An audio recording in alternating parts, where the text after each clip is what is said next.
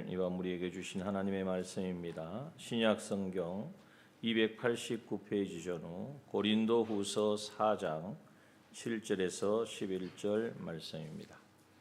하나님의 말씀은 고린도후서 4장 7절에서 11절 말씀.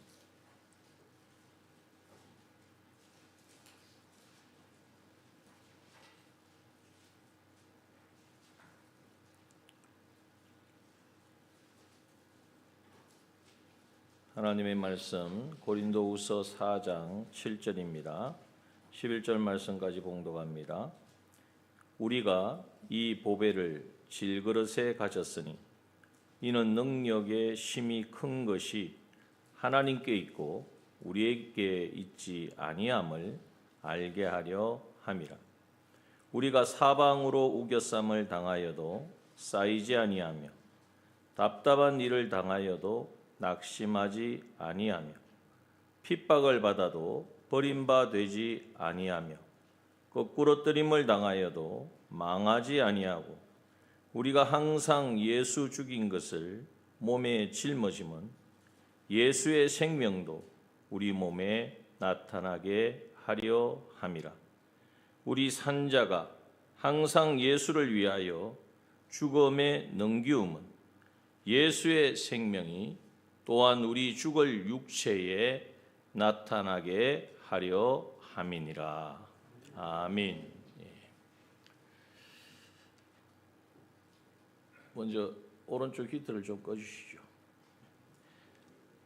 오늘 본문의 말씀을 통하여서 우리가 깨닫기를 원하는 것은 우리 그리스도인의 참된 정체성과 또 우리 앞에 당하는 모든 어려움과 공고함, 또 때로는 찾아오는 모든 미혹과 유혹, 그것을 어떻게 승리하느냐 하는, 승리할 수 있는 그 능력이 무엇인가에 대하여 우리가 함께 나누기를 원합니다.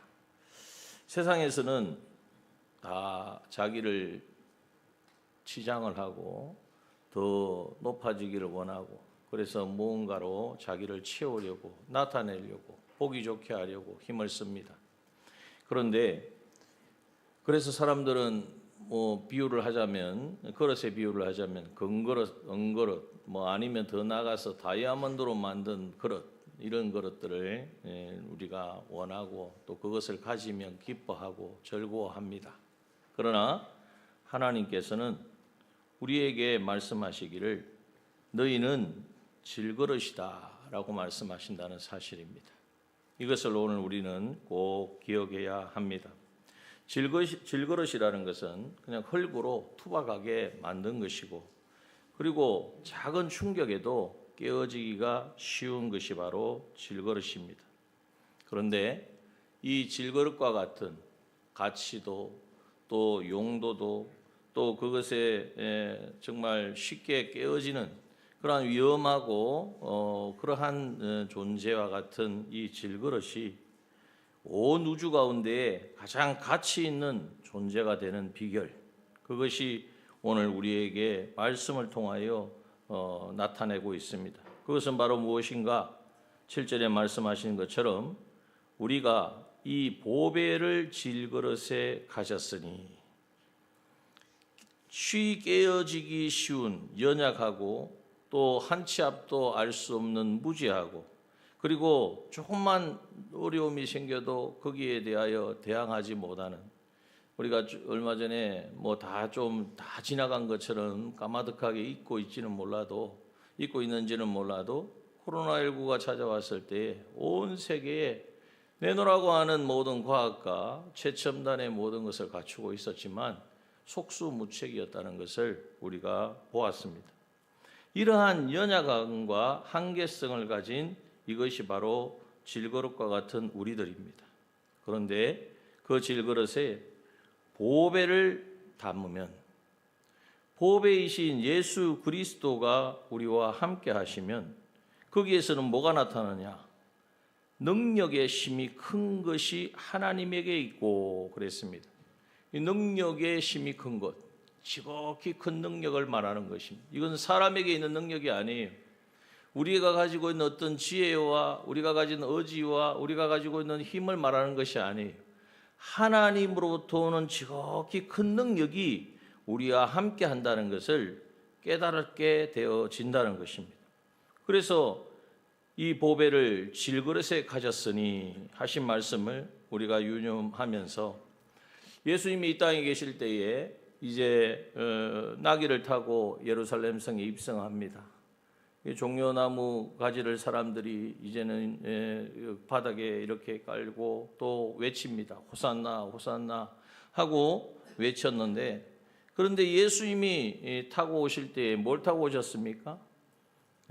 백마를 타고 막 점령군처럼 이렇게 오신 것이 아니라 바로 어린 나귀, 성경 그대로 어린 나귀 새끼를 이제는 타시고 그 사람들의 겉옷으로 안장을 삼아서 아주 초라한 모습으로 오셨어요.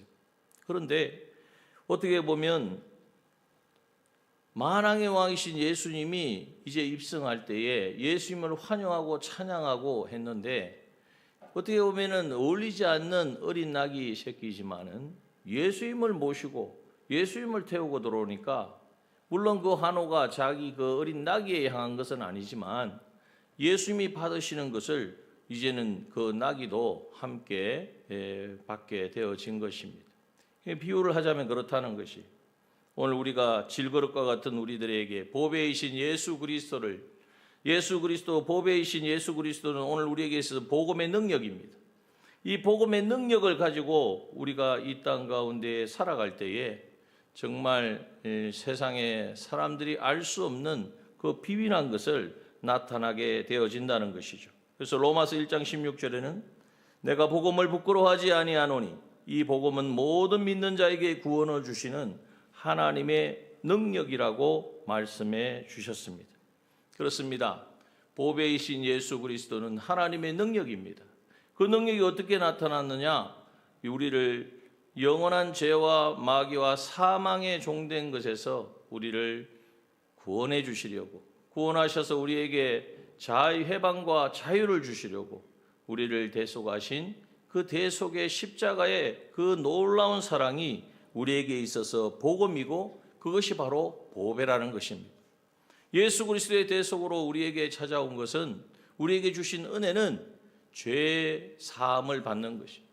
우리는 아무리 헤매어도 어떻게 하려도 죄의 문제를 해결할 수가 없는데, 이 죄값을 예수님이 대신 치러주심으로 말미암아 죄에 종된 삶에서 자유함을 얻게 되어진 것입니다. 또한 예수 그리스도의 대속의 은혜는 이제는 주님이 날 위하여 이 땅에 오셔서 죄 사함을 주시고 우리에게 의롭다함을 입혀서 하나님과 교제하는 우리가 되게 하심으로 이것을 실제로 우리에게 누릴 수 있는 성령을 우리에게 주셨다는 것입니다. 그래서 우리에게 있어서 보배는 바로 성령이 우리 가운데 찾아오셨다는 거예요. 예수님이 이 땅에 계실 때 말씀하신 대로 내가 아버지께로 가노니 내가 너희를 위하여 보혜사 성령을 보내어 줄 테니까 그 성령께서 너희에게 깨닫게 하시고 이제는 너희가 무슨 말을 해야 될지, 이 땅에서 복음을 어떻게 전해야 될지도 깨닫게 알려주시겠다고 이제는 성령을 우리에게 보내어 주신 것입니다. 그래서 성령이 우리 가운데 오심으로 우리가 예수 그리스도의 이 복음을 듣고, 예수 그리스도가 날 위하여 십자가에 못 박혀 죽으셨구나, 그리고 그분이 부활하셔서 오늘 이 복음으로 이 성령으로 찾아오셨다는 것을 깨닫고 예수 그리스도를 나의 구주로 고백하게 되어지고, 예수 그리스도를 구주로 고백한 사람은 그 예수 그리스도를 우리에게 나타내 주신 하나님의 말씀을 믿고 그 말씀 가운데 이제는 하나님께서 깨닫게 하시고 경험케 하신 것을 통하여서 말씀으로 더욱더 성장하게 되어지는 것입니다.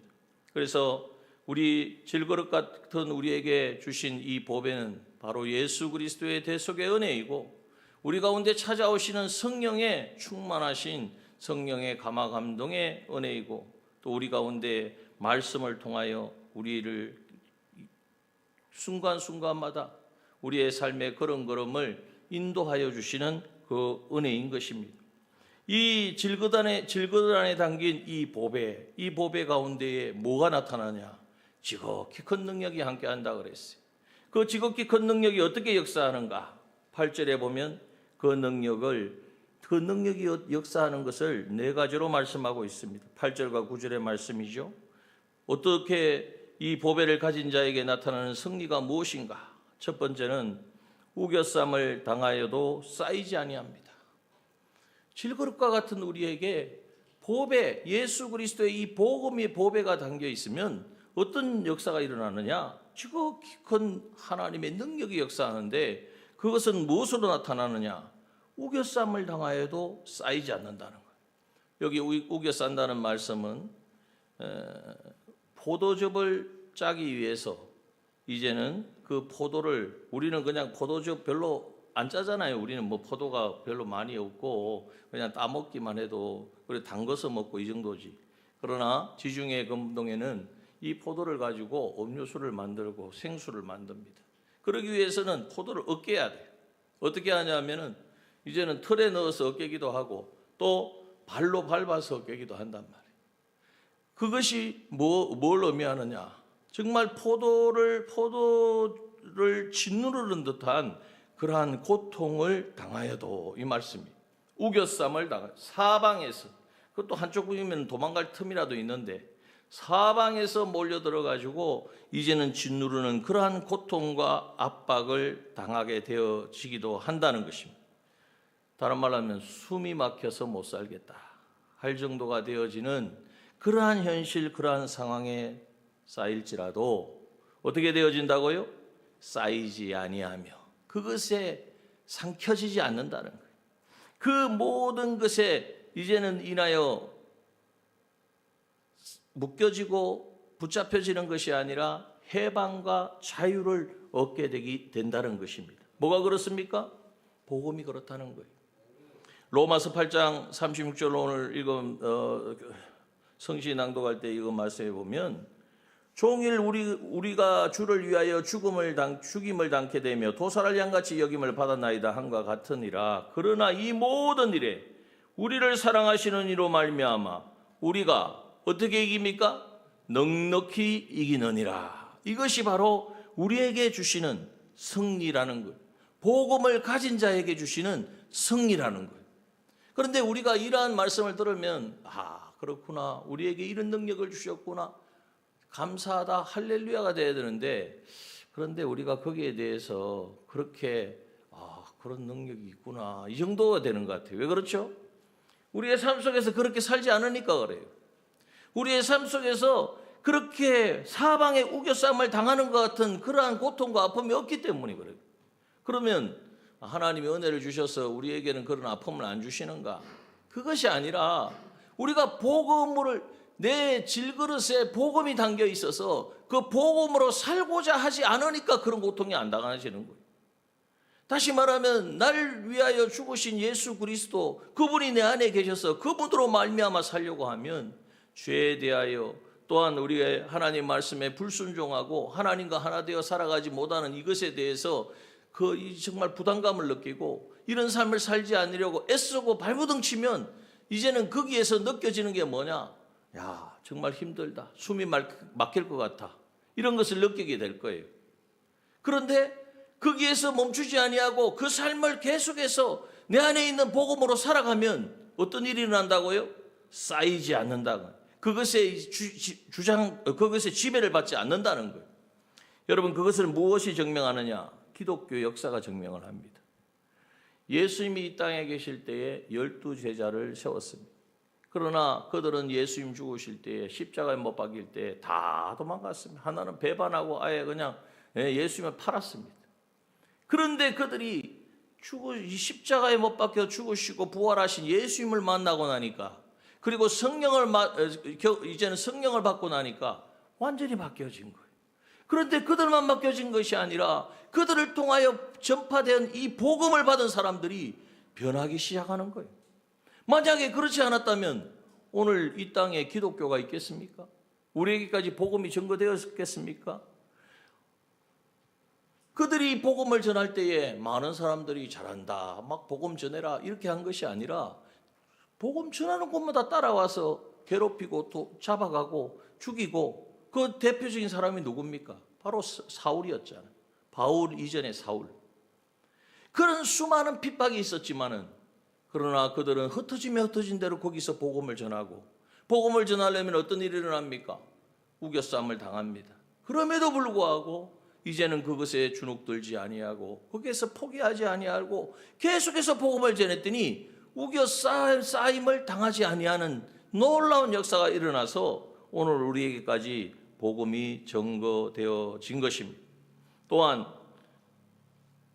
복음으로 살아가면 어떤 일이 당하느냐? 여기에 답답한 일을 당하여도 뭐 하지 않는다고요? 낙심하지 않는다. 우리가 복음을 예수 그리스도를 믿고 이 복음으로 정말 내가 구원받은 하나님의 자녀로 살아가면은 답답한 일이 하나도 안 생기고 잘 아무 어려움 없이 되어지느냐? 그것이 아닙니다. 인생의 걸음 하나님의 인도하심을 따라감에도 불구하고 내가 하나님의 이끄심을 따라가는데도 불구하고 생각지 못한 일이 생기고 사건이 생기고 때로는 질병이 찾아오고 여러 가지 가정에 문제가 생겨집니다. 답답해요. 정말 어떻게 할 수가 없어요. 그러나 그 상황 가운데에서도 낙심하지 않을 수 있는 것은 이 복음으로 살아갈 때에 이 질그릇과 같은 나에게 당겨주신 이 복음이 내 안에 능력으로 역사할 때에 우리는 넉넉히 낙심치 않고 주님이 인도하신 그 길을 갈 수 있다는 거예요. 이스라엘 백성들이 출애굽해 가지고 이제는 하나님의 구름기둥 불기둥 인도 따라 가는데 맞닥뜨린 곳은 어디입니까? 홍해예요. 바다예요. 아니 앞에는 바다, 뒤에는 애굽 군사들, 양쪽에 벽은 뭐 완전히 가로막힌 곳. 이건 뭐 도간에 던지고 어떻게 뭐 할 수 없는 상황. 얼마나 답답한 상황이었습니까? 그래서 그때에 출애굽기 14장 11절 이후에 보면 그때에 같이 나왔던 그 이스라엘 백성들이 모세에게 뭐라고 합니까? 애굽에 매장지가 없으므로 당신이 우리를 이끌어내어 이 광야에서 죽게 하느뇨? 어찌하여 당신이 우리를 애굽에서 이끌어내어 이같이 우리에게 하느뇨? 우리가 애굽에서 당신에게 고한 말이 이것이 아니뇨? 이러기를 우리를 버려두라. 우리가 애굽 사람을 섬길 것이라 하지 아니하더뇨? 애굽 사람을 섬기는 것이 광야에서 죽는 것보다 낫겠노라. 얼마나 답답한 말을 합니까? 정말 말만 그런 게 아니라 사실 답답한 상황이. 하나님 말씀대로 출애굽에서 장자재앙을 6월절 이 장자재앙을 거쳐가지고 왔으면은 막 길이 빵빵 뚫리고 막 대적도 막 오다가 그냥 손도 안 댔는데 물리치고 뭐 이런 일이 일어나야 되는데 홍해가 가로막고 있단 말이에요. 우리는 답을 아니까 지금 아무런 반응이 없죠. 그 당시 이스라엘 백성들 어떤 상황이에요? 낙심할 수밖에 없는 상황 아니겠습니까? 그러나 이제는 모세가 너희는 두려워 말고 가만히 있어서 여호와께서 오늘날 너희를 위하여 행하시는 구원을 보라. 너희가 오늘 본 애굽 사람을 또 다시는 영원히 보지 못하리라. 여호와께서 너희를 위하여 싸우시리니 너희는 가만히 있을지어다. 여러분, 내 안에 이 질그릇과 같은 내 안에 보배이신 예수 그리스도 그 복음이 담겨 있다는 것이 무엇이 담겨 있다는 것은 뭘 의미하는가? 그리고 그 능력이 어떤 능력인가 하는 것을 우리는 하나님의 말씀을 통하여 깨닫고 또한 삶에서도 그것을 경험해야 돼. 또한 여기 보면은 핍박을 받아도 버림받지 않는다고 말씀하고 있습니다.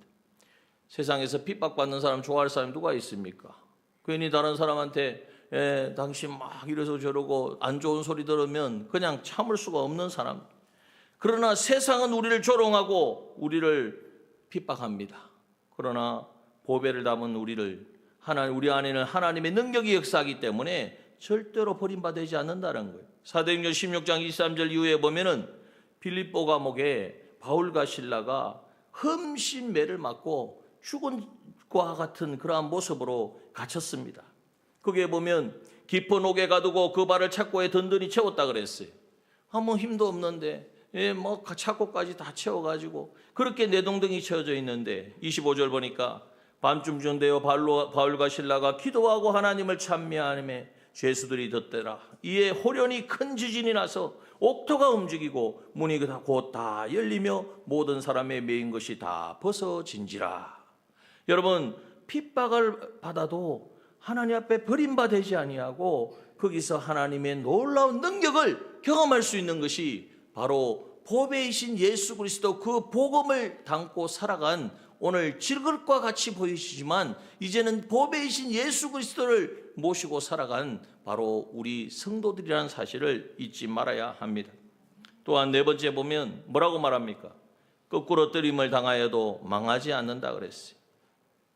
거꾸로 뜨림을 당한다.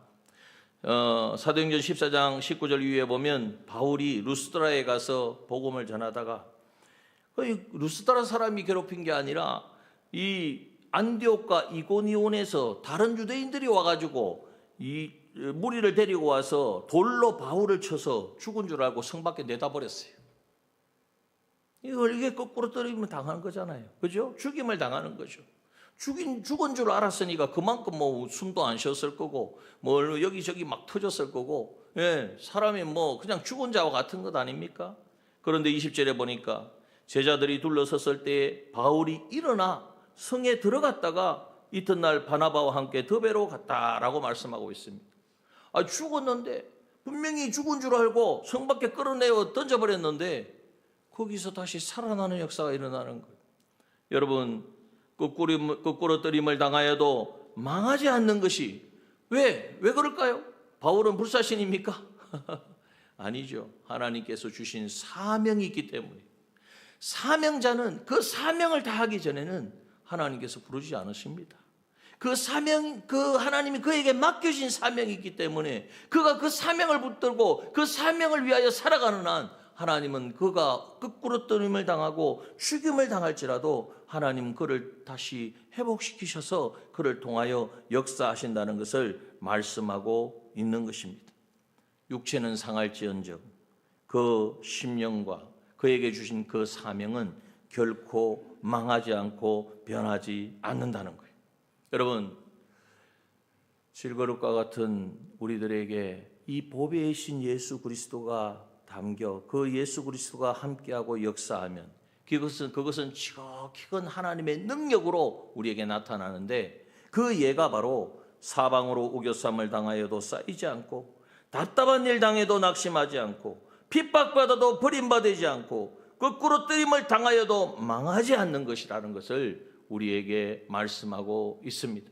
그렇다면 이 능력은 다른 어떤 것과 비교할 수 없는, 바꿀 수 없는 능력입니다.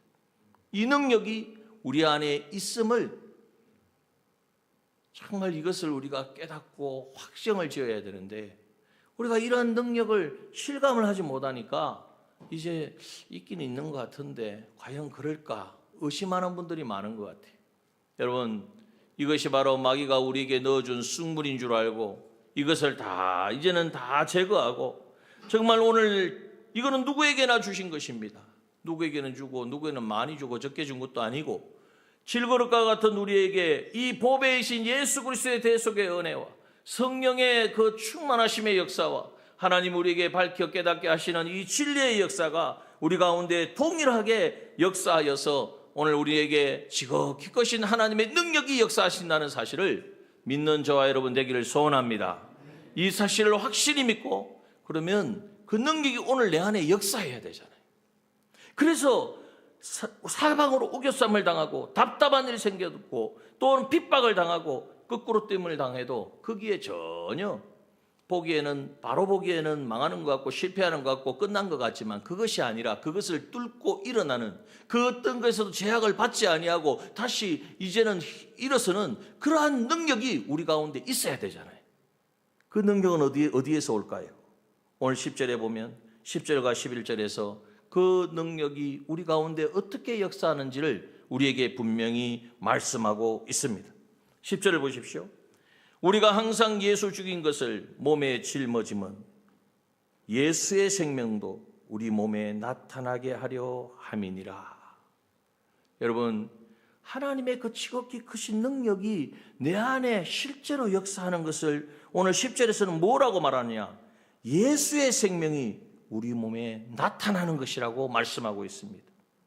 예수의 생명은 바로 주님께서 우리에게 입혀주신 놀라운 은혜고, 이 은혜로 말미암아 하나님과 하나 되어진 것인데, 이 예수의 생명이 우리 몸에 나타나게 하려면 어떤 일이 있어야 된다고요? 10절에 보니까 항상 뭐 하면 됩니까? 그 말씀대로 우리가 살아야죠. 말씀에 기록된 대로. 자, 한번 봅시다. 우리가 항상 어떻게 해야 돼요? 예, 예수 죽인 것을 몸에 짊어지고 살아가면 됩니다.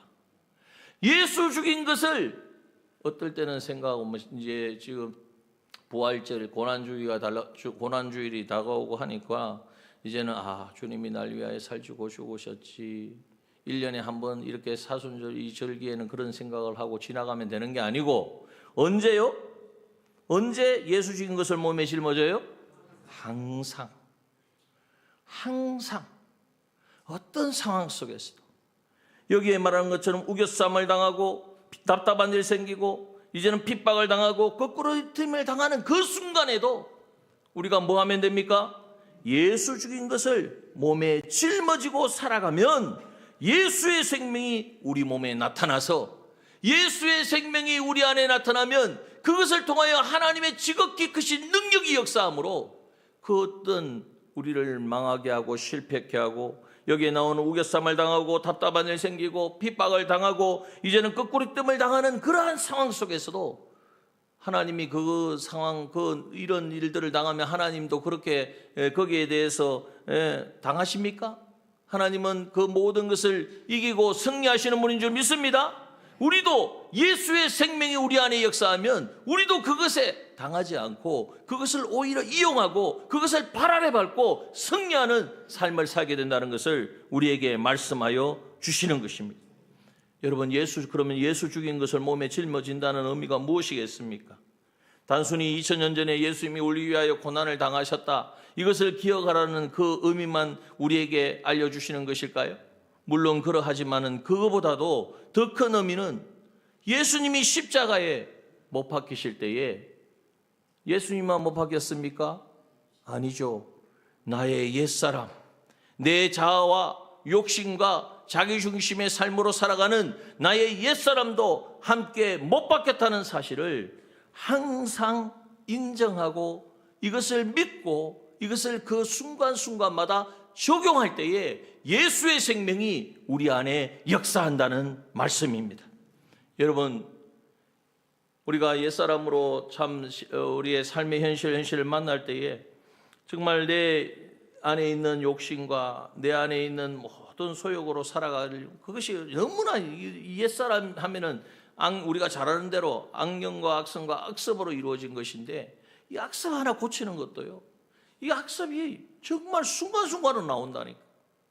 항상 내가 죽었다, 너의 옛사람은 악령, 마귀의 유혹을, 자기중심의 삶을 살아가라고 나를 유혹하는 이 마귀에 대하여 죽었고, 이제는 그것으로 인하여 내 안에 성품화되어 있는, 그래서 나는 원래 그런 게 어디 있습니까? 하나님이 원래 우리를 창조하실 때 원래 그런 성품으로 자기중심으로 자기 마음대로 자기 하고 싶은 대로 살라고 지으셨습니까? 우리의 원래의 모습은 하나님의 형상인 줄 믿습니다. 하나님의 형상대로 지원받았는데 마귀의 유혹받아서 범죄함으로 말미암아 이제는 자기중심의 삶이 우리의 삶에 군더군더 여러 가지 묻어 있는데, 그것을 이제는 어떻게 해요? 내 힘으로는 안 되잖아요. 그것을 내 의지로 되든가요?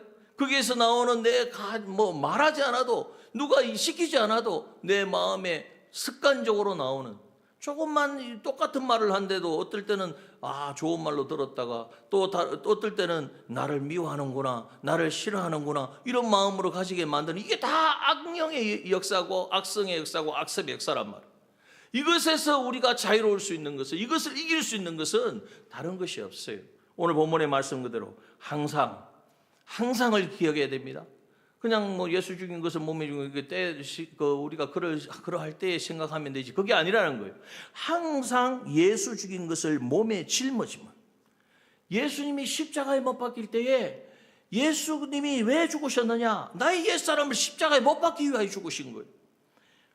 로마서 6장 6절, 우리가 알거니와 우리 옛사람이 예수와 함께 십자가에 못 박힌 것은 죄의 몸이 멸하여 다시는 우리가 죄에게 종노릇 하지 아니하려 함이니, 분명히 말씀하셨어요. 옛사람이 예수와 함께 십자가에 못 박혔다고. 이것을 항상 생각하고 나는 죽었다. 나는 십자가에서 처리되었다. 나는 이제 나의 옛사람, 내 생각, 자기 중심의 모든 삶을 살아가는 것은 더 이상 내가 아니라 그것은 십자가에서 처리되었다. 이 사실을 우리가 인정하고 믿고 이것을 계속해서 삶에 적용해야 된다는 거예요.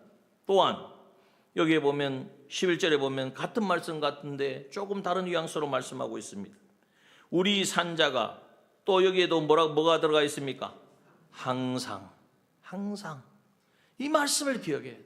우리가 항상 옛사람이 십자가 처리되었다는 사실을 항상 붙들지 못하니까 쉽게 넘어지는 거예요. 쉽게 그냥 옛사람으로 다시 돌아가는 거예요. 그러나 오늘 11절에 보니까 우리 산자가 항상 이제는 뭐 합니까? 예수를 위하여 죽음에 넘기움은, 예수님이 나의 옛사람을 십자가에 못 박혀 죽으셨고, 이제는 그 사실을 아는 사람은 항상 예수를 위하여 죽음에 넘기우는 이 삶을 살아야 된다는 거예요. 그러면 어떤 일이 일어납니까? 예수의 생명이 또한 우리 죽을 육체에 나타나게 하려 함이니라. 예수의 생명이, 예수 그리스도가 저 하늘에 멀리 계신 분이 아니라 내 안에 생명이라는 것은 생명이 끊어지면 끝 아닙니까? 예수님과 연결되어진, 하나 되어진 예수 그리스도가 내 삶의 모든 것 되시고 나는 그분의 모든 것 되어진다는 이 분명한 예수와 함께 살아가는 삶, 이 동거동행하는 삶이 이루어진다는 거예요. 어떻게 살 때에? 우리 산자가 예수를 위하여 죽음에 넘기우는 삶을 살 때에, 여러분, 이것을 우리는 이제 힘써야 합니다. 이것을 다른 말로 하면 헌신의 삶이고 섬김의 삶을 말하고 있는 거예요. 나의 옛사람이 예수와 함께 십자가에 못 박혀 죽었고, 이제 우리가 항상 살아가는 삶은 나를 위하여 사는 사람이 아니에요. 우리가 나를 위하여 죽고 나를 위하여 사는 자는 성도가 아닙니다. 그리스도인이 아니에요. 그런데도 불구하고 여전히 나를 위하여 살고 죽는 자는 아직 복음을 이해하지 못하고 깨닫지 못한 사람이라는 것을 우리가 반드시 기억해야 합니다. 우리가 사는 삶은 나를 위하여 살고 나를 위하여 죽는 것이 아니라 나를 위하여 죽으시고 부활하셔서 나를 사신 예수 그리스도, 주를 위하여 살고 죽는 자의 삶을 살아야 된다는 거예요. 이 삶을 살려고 하면 때로는 힘들고, 때로는 외롭고, 때로는 지치기도 하고, 때로는 정말 감당할 수 없는 그런 상황 가운데 놓이기도 합니다. 그러나 우리는 그것으로 인하여서 주님 따라가는 삶, 주님을 섬기는 삶, 헌신의 삶을 포기해서는 안 됩니다. 왜? 그 삶을 통하여 예수의 생명을 우리 가운데 역사할 때에 지극히 크신 능력이 우리 가운데 이제는 함께함으로 말미암아 우리가 감당할 수 없었던, 도저히 내 힘으로는 어떻게 할 수 없는 그 모든 상황에서 우리는 승리할 수 있기 때문인 것입니다. 여러분, 이제 이 삶을 우리의 삶에 적용해야 됩니다. 그래서 산자가 항상 예수를 위하여 죽음에 넘기운다 하시는 이 말씀을 가정에서도 적용해야 돼요. 가정에서 우리가 어떨 때는 힘들고 짜증나고 가족 간의 관계에 어려움이 생기죠. 네, 그럴 때에 우리는 어떻게 해야 됩니까? 산자가 예수를 위하여 죽음에 넘기우면 주님이라면 어떻게 하셨을까?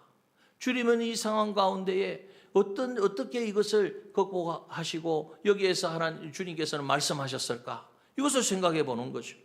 내 마음에 짜증이 나고 불평이 나니까 그대로 그냥 반응하고 할 것이 아니라 거기에서 나를 죽이고 나를 죽음에 넘기우고 예수의 생명이 내 안에 역사하도록 주님이 말씀하신 그 섬김과 헌신과 봉사, 정말 이것은 다 우리가 모든 다양한 면에서 적용할 수가 있습니다. 그걸 한번 실천해 보십시오.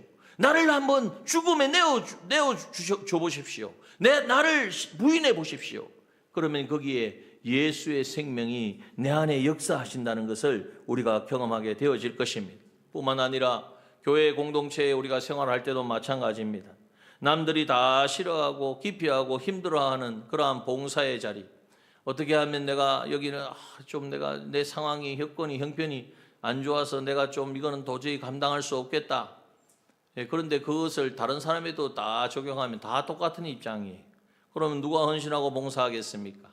주님이 나에게 맡겨주신 사명으로 알고 아무도 알아주지 않는 곳에서 묵묵히 땀 흘리며 이제는 봉사하는 주님, 이것을 하려면 나를 죽음에 내어줘야 돼요. 그런데 나를 죽음에 내어주니까 거기에 뭐가 역사예요? 예수의 생명이 내 안에 역사하는 것을 경험하게 될 것입니다. 물론 아무도 없으니까 내가 나밖에 없네, 나라도 해야지, 이런 마음으로 하면 안 된다는 거예요. 억지로 마지못해서 할 수 없어서 여러분 그런 마음으로 사명을 감당하지 마십시오. 주님이 우리에게 주신 사명이 그 정도로 약하고 정말 그런 사명이 아닙니다. 이거는 영광스러운 것이고 그 사명을 감당하고 기쁨으로 감사함으로 감당할 때에 예수의 생명이 우리 가운데 역사하여서 나를 통하여 놀라운 구원의 역사가 이루어질 사명입니다. 그리고 그 사명은 영원토록 영원한 하나님의 나라에서 영원토록 영광스럽게 빛날 사명입니다. 그런 사명을 두고 우리가 내가 정말 입장이 그래서 내가 맡은 직분이 있어서 그런 것으로 우리가 감당하지 맙시다. 우리에게 주신 이 사명과 우리에게 주신 이 봉사와 헌신은 정말 이 예수 생명이 우리 가운데 역사하여서 나만 사는 것이 아니라 나와 관계된 모든 사람을 살리는 역사로 나타나는 거예요. 생명은요, 자기 안에만 역사하는 게 아니에요. 다른 사람도 살리는 것이 바로 생명인 줄 믿습니다. 여러분, 그러므로 이 밤에 향유가요, 모든 사람에게 향기가 미치게 하려면 어떻게 해야 되죠? 향유를 넣은 옥합 그 병에다가 다 가둬놓으면 될까요? 아무에게도. 그거는 자기 가까이 있는 사람이만 냄새 조금씩 맡을까? 그 향유가 가득 차게 하려면 그 옥합을 깨야 하는 것입니다. 그 깨는 것이 보기에는 아까워 보이고 정말 그 손해인 것 같지만, 그러나 그로 말미암아 나타나는 그 놀라운 역사, 모든 사람들이 그 향유를 맡고 그 빛을 주님이 비추시는 그 빛을 받고 살아나는 그 역사에 비교하면 그것은 너무나 미미한 것입니다. 오늘 하나님께서는 우리에게 그것을 요구하십니다. 그러므로 기억하십시오. 항상 이것을 기억하십시오. 때가 되어서 상황이 좋아서 내가 믿음이 특별히 이제는 컨디션이 좋아서 이게 아니에요.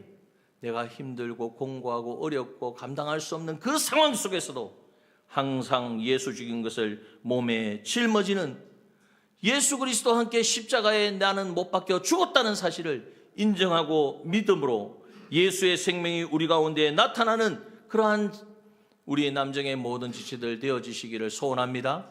또한 산자가 항상 이제는 예수를 위하여 죽음에 넘겨오는, 여러분 자기를 부인하지 아니하고는 주님 따라갈 수 없어요. 내 것을 포기하지 아니하고는, 내가 죽지 아니하고는 거기에 생명의 역사는 나타나지 않는다는 것.